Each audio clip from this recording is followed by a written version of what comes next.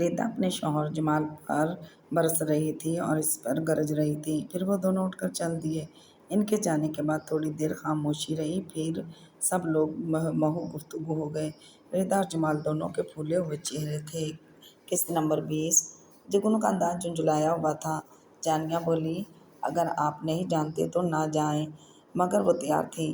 पहली और आखिरी बार कह रहा हूँ कि हर किसी को नाकस की दावतनामा कबूल करने की कतई ज़रूरत नहीं, मगर तुम हर एक की दावत कबूल करके तैयार हो जाती हो। जानिया रुमासी हो गई, बोली, अगर मैं हाँ ना करती तो लोग समझते हैं मैं हसद करती हैं। जुगनू चौंक कर बोला, नॉनसेंस, तुम में कोई कमी है क्या? शाजिया के पहले बेटे की पैदाइश हुई है इसलिए। जानिया ने नज़रें झुकाकर कहा। जुगनू बहुत देर तक इसे देखता रहा, फिर हंसते हुए बोला, क्या अनोखी बात है। सभी के यहाँ बेटा या बेटी पहली बार पैदा होते हैं। इधर आओ। वो इसके पास आ गई। इसमें रोने की क्या बात है? इसने जानिया की पलकों से आंसू चूमते हुए कहा। अब डांट भी तो रहे थे। इसने भीगी भीगी पलकें उठाई तो जुगनू को फिदा हो गया था। सॉरी जानिया, इसने नरम लहजे में कहा और इसे प्यार किया। चलो चलते हैं, लेकिन देर तक ना रुकना, गिफ्ट ले लिया है। जी। फिर वो निकल पड़े, क्योंकि पहले ही बहुत देर हो गई थी। वो फ्रंट सीट पर बैठी बार बार निगाहें उठाकर जुगनू को देख रही थी। जुगनू का चेहरा संजीदा और होंठ बिछे हुए थे। गाड़ी ड्राइवर करने में भी झुंझलाहट साफ झलक रही थी। राफी और शाजिया ने इसे साल शादी की थी और शादी के 10 साल माँ बाद ही बेटा पैदा हुआ था और इसी खुशी में उन्होंने पार्टी रखी थी। तकरीबन 200 के करीब लोगों ने शिरकत की थी। इसे क्या मालूम था जुगनू को अचानक कोई ज़रूरी काम निकल आएगा। काफ़ी लोग आ चुके थे। लोग गिरदोपेश की सूरत में बैठे थे। सच्चे से जाए हाल लोग बच्चों के शोर ने सर पर उठाया हुआ था। वो दोनों शाजिया और राफी से मिले थे। शाजिया कुछ फख्र या इश्तियाक से इसे देख रही थी। कितना स्वीट बेबी है, जानिया ने कहा। इसी दौरान शाहाना आकर पास खड़ी हो गई।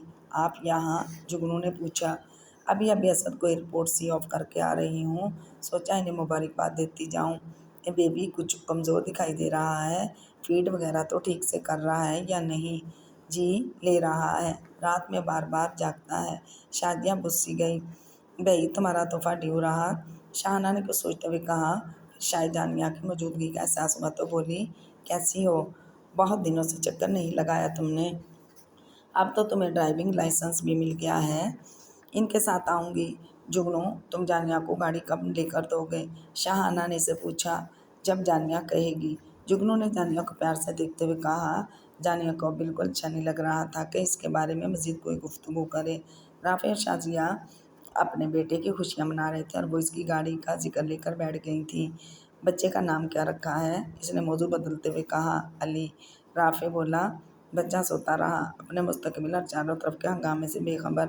शाजिया कह रही थी, इसकी पैदाइश से एक दिन पहले खाला आ गई थी मानचेस्टर से, तो यूँ कुछ दिन इसकी देखभाल अच्छी हो गई थी। और अब कौन देखता है बच्चे को? अभी तो मैं छुट्टी पर हूँ, इसके बाद देखेंगे। दूसरे लोगों के आ जाने पर बात वहीं ख़त्म हो गई। जब रिदा, आसिया, रानी और बहुत सी ख़वातीन बैठी थीं तो शाजिया के पास पुश्ती इसके मुतल्लिक़ की गुफ्तगू हो रही थी। शाजिया की राफ़ी से दूसरी शादी थी। शाजिया के दूसरे शौहर से बन ना सकी थी और अब राफ़ी ने अपनी पसंद से शाजिया से शादी की थी। शाजिया 35 बरस की थी, लेकिन बच्चे की बहुत ख्वाहिशमंद थी और राफ़ी से शादी के बाद इसकी ख्वाहिश पूरी हो गई थी। जानिया, तुम ज़रा खाने खाने में मदद करोगी? शाहज़ा ने पास आकर कहा। रिदा फ़ौरन खामोश हो गई। खाना लगाने के लिए पहले ही बहुत लोग थे, इसकी कोई ज़रूरत नहीं थी। फिर भी वो एक साइड पर खड़ी हो गई। शाजिया को ज़्यादा नहीं जानती थी। अब खासी मुतजस्सिस निगाहों से इसने शाजिया का जायज़ा लिया। वो उम्र के इस मोड़ पर थी जहाँ वो कभी बेहद हसीन नज़र आती होगी और कभी उम्र रसीदा। आज वह बहुत खुश थी, गुड़िया ही नज़र आ रही थी।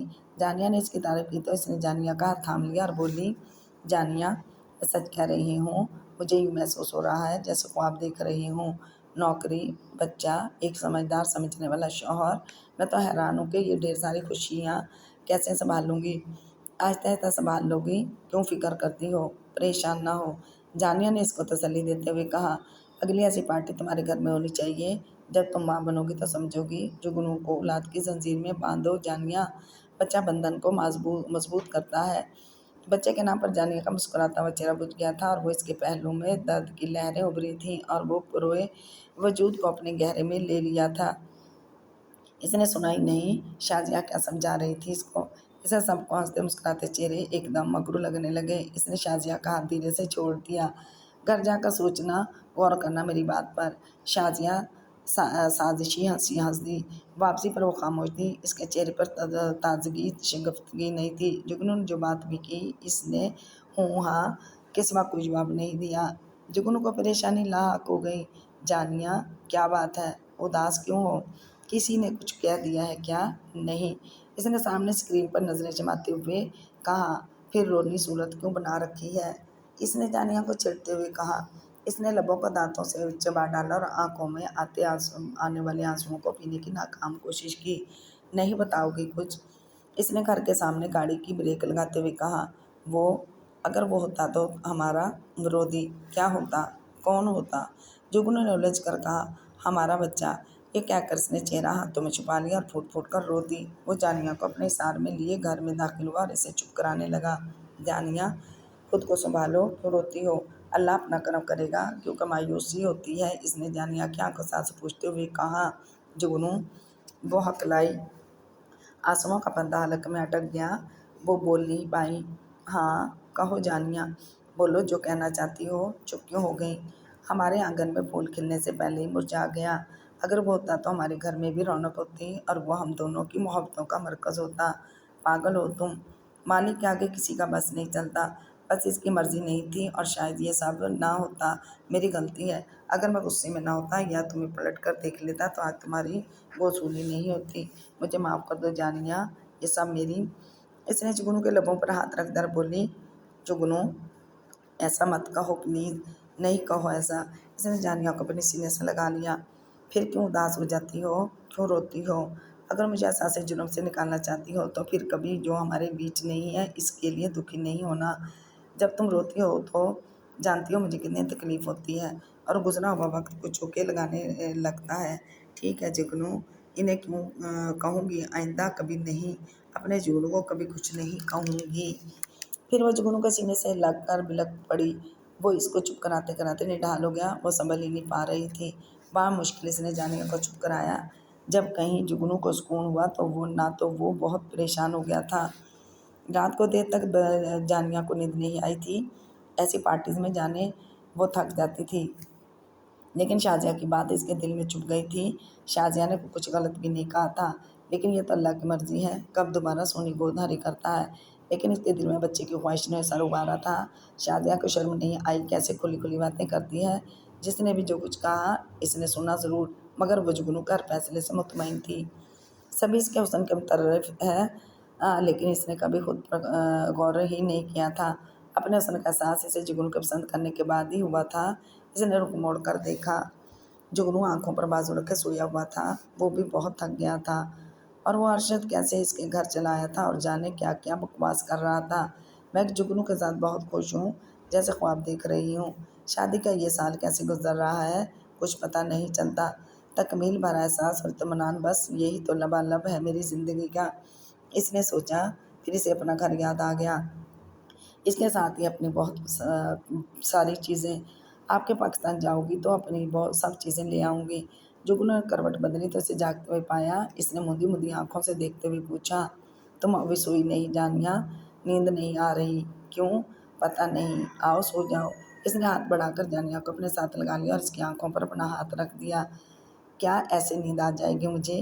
क्यों नहीं आएगी? जुगनू ने उल्टा इससे सवाल कर दिया। बस यूं ही। क्या बात है, कुछ बताओगी नहीं? कुछ नहीं, इसने टालने वाले अंदाज में कहा। कुछ तो है, बताओ प्लीज़। बस शाजिया की बातें जहन में गर्दिश कर रही हैं तो आंखों से नींद रूठ गई। इसने मजीद बहस या जिद किए बिना बता दिया। ऐसी छोटी छोटी बातों को दिल पर लगा लोगी तो जीना बहुत मुश्किल हो जाएगा। रिलैक्स हो रहो जानिया, प्लीज़। अभी दिन ही कितने हुए हैं। तुम्हारी ख्वाहिश ज़रूर पूरी हो जाएगी, मगर लोगों की बातों पर कान मत धरो, वरना तुम बीमार पड़ जाओगी। क्या मुझ पर भरोसा नहीं है? इसने जानिया को समझाते हुए पूछा। खुद से भी ज़्यादा आइंदा ऐसा मत कहना प्लीज़। जानिया के लबों से हल्की सी सिसकी निकली। पगली रोती क्यों हो? जुगनू ने हाथ इसके गाल पर रखा और बोला। फिर जुगनू ने इसे अपने सीने से भींच लिया और प्यार करने लगा। इसकी बाहों में आकर सुकून की लहरें इसके रग रूपे में सरायत कर गईं। वह मामूल के मुताबिक इसके सीने से लिपट कर सो गई। जुगनू ने भी किसी मासूम बच्चे की तरह जानिया को अपने बाजुओं में बेच लिया। सुबह जानिया ने नाश्ता तैयार किया और वो दोनों नाश्ता करने लगे। नाश्ते के बाद वो अखबार देखने लगा। इसने सफ़े उलट पुलट करते हुए एक नज़र डाली। सुनो, जानिया ने कहा, आप जल्दी घर आ जाया करें, आपको बहुत देर होती है और ना मुझे अच्छा नहीं लगता, अजीब सी बेचैनी लगी रहती है।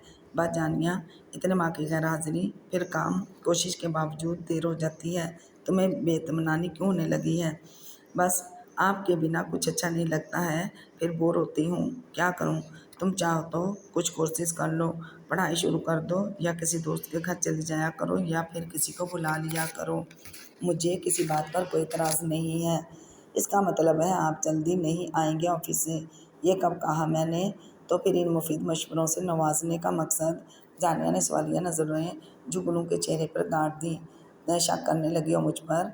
वो उठकर इसके करीब आ गया और इसके हाथों को अपने हाथों में लेते हुए कहा, नहीं, ऐसी बात नहीं है, आइंदा ऐसा कहना भी मत। जानिया ने रूठेपन से कहा। रूठ गई मेरी शहजादी? इसने जानिया का चेहरा ऊपर उठाते हुए कहा। नहीं, इसने फिर रूठे हुए लहजे में कहा। फिर मुंह क्यों बना हुआ है? इसके लबों पर बड़े शरीर से मुस्कुराहट रिंग गई थी। मुंह ही ऐसा है तो फिर? अच्छा, ये तो मुझ पर आज ही इंकशाफ हुआ है। वो खिलखिलाकर हंस पड़ा। बहुत हंसी आ रही है आपको? इसने शिकवा किया। आप इस पर भी एतराज़ है? लो, नहीं हंसता, इसने लबों को भींचते हुए कहा। अब ऐसा भी नहीं कहा मैंने। फिर कैसा कहा है आपने? वो इस पर झुकते हुए बोला। बस आप जल्दी आ जाया करें, ठीक है? और कोई हुक्म? जैसे सारे हुक्म मेरे ही मानते हैं ना आप? अभी भी वो रूठी ही हुई थी। कभी हुक्म अदुली की है तो बोलो। जुगनू ने इसकी आंखों में झांकते हुए कहा। जुगनू, प्लीज़, कोई शरारत नहीं। इसने जुगनू को शरारत के मूड में देखकर तनब्बे की। हुक्म अदुली नहीं होगी बेगम साहिबा, आपका हुक्म ये है। मेरा? मैंने कब कहा? इसने हैरत से इसे देखा। कुछ तुमसे मोहब्बत ऐसी थी, हम बातें करना भूल गए, कुछ और ही हमने कह डाला, जो कहना था वो भूल गए। हमने तो कहा था लौट आना, पर तुम तो आना भूल गए। कोई रात फलक पर तारे थे, हम दिया जलाना भूल गए। मैं साहिल पर बैठा ही रहा, तुम कश्ती लाना भूल गए। अब कैसा गिला मैं तुमसे करूं, जब नसीब ही मुझको भूल गए। हम तुमसे खफा बैठे ही रहे, तुम हमको मनाना भूल गए। जुगनू, वो उसके गले लग कर रो दी। पता नहीं क्यों इसका दिल भर आया था। शायद कल से ही शाजिया की बातों से इसे वो वक्त बहुत याद आ रहा था जब इसकी गोद उजड़ी थी। अब इसके यूँ प्यार करने पर सब दुख एक ही लड़ी में परो दिए गए थे और वो खुद पर जब्त ना कर सकी और बिलख पड़ी। जानिया, क्या हुआ? पागल तो नहीं हो गई हो? हुआ क्या है कि एकदम से रो दी? कुछ बताओ तो सही। इसमें बोलने का याराना ना था। बस वो मुंह छुपाए रोती रही और वो परेशान सा इसे चुप कराता रहा। इसके चुप होने का इंतज़ार, जब वो कुछ इसे बताएगी तो ही कोई तसल्ली देगा। जानिया, वो रोती रही। हनी, चंदा, हीरा, सोनी, मगर वो इसकी किसी बात का जवाब न दे पाई। जब दिल भर कर रो चुकी तो उठकर वॉशरूम चल दी और जुगनू को इसको बेबसी से देखता रहा। इसके दिल में क्या क्या पल रहा था वो जानना चाहता था, मगर इस वक्त वो कुछ बताने के मूड में ही नहीं थी। इसने किसी और वक्त के लिए रख छोड़ा था। पहले रोज जब बहुत अच्छे गुजरे थे, लेकिन अब इसे सब लोग बहुत याद आते थे। कभी वो ससुराल फ़ोन करते और कभी नानों को। मोमानियों से बात करके इसका दिल बहल जाता। आजकल नानों की तबीयत बहुत ख़राब थी। उन्होंने लरसती हुई आवाज़ में कहा था, जानू बेटा, आखिरी बार नानों को अपना चेहरा दिखा जाओ, वरना दिल में हसरत लिए इस दुनिया से चली जाऊंगी। इनकी बात सुनकर वो और रो दी थी और इसने इनसे आने के लिए हामी भर ली थी। मैं आज ही जुगनू से बात करती हूँ, आप परेशान ना हों। फ़ोन बंद होने के बाद भी वो काफ़ी देर तक रोती रही थी। फिर इसका किसी काम में दिल नहीं लगा था। वो शिद्दत से जुगनू का इंतज़ार कर रही थी, कब ऑफिस से लौटता है। लेकिन आज जुगनू वक्त से पहले ऑफिस से लौट आया था। इसने जानिया की रोई रोई आंखों को देखा तो फ़ौरन पूछा, मेरे आने से पहले रो रही थी? खैरियत? जी, खैरियत है, आप फ्रेश हो जाएं, फिर बात होगी। खैरियत है तो रो क्यों? तुम पहले बताओ। नानों की तबीयत ठीक नहीं है, मिलना चाहती हैं, कह रही थी हो सके तो आखिरी बार चेहरा दिखा जाओ। वो एक बार फिर रो दी। इसमें रोने या परेशान होने की कोई बात नहीं है, मैं सीट करा देता हूँ, तुम चली जाओ। और आप? मैं 1 हफ्ते तक आऊँगा, काम फैला हुआ है, समेटने में टाइम तो लगेगा और तुम हफ्ता रुक नहीं पाओगी। रो रो कर खुद को हलकान करती रहोगी। मैं अकेले नहीं जाऊँगी। इसने ज़िद्दी लहजे में कहा। तो फिर आप साथ चलेंगे। बताया है ना कि मैं हफ्ता भर इंतज़ार कर सकती हूँ, मुझे कोई एतराज़ नहीं, मगर फिर मुझसे कोई शिकवा मत करना। जुगनू हूँ, आप जाना नहीं चाहते क्या? ये कब कहा मैंने? आपका अंदाज़ बहुत पहचान हो गई है तुम्हें लहज़ों और अंदाज़ों की। दुनिया देख रही हूँ। इसने इतने मासूम अंदाज में कहा कि जुगनू कोशिश के बावजूद हंसी नहीं रोक सका। वो इसे हंसता हुआ देखकर घूरने लगी। कोई लतीफ़ा सुना दिया है क्या मैंने? तुम खुद एक लतीफ़ा हो क्या? वो चीखी और जुगनू को कुशन दे मारा, जिसे इसने बासानी कैच कर लिया। फिर इसने दूसरा कुशन फेंका। इस बार भी वो नाकाम रही तो उठकर उसको मारने दौड़ी और इससे पहले कि वो कोई कार्रवाई करती, जुगनू ने इसके हाथों को पकड़ते हुए बाहों में दबोच लिया और गुस्ताखी करता चला गया। वो चीखती चिल्लाती रही, मगर वो जुगनू ही क्या जो इसकी बात सुन लेता।